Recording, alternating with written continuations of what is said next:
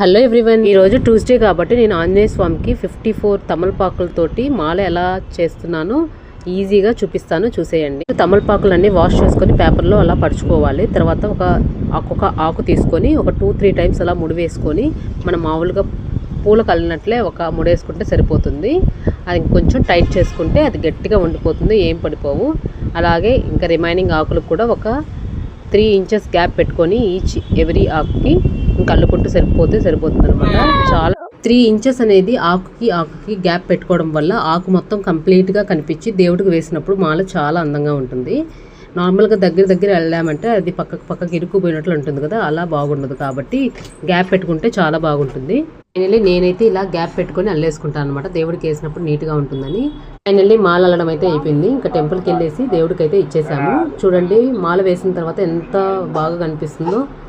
Please do subscribe. Bye bye.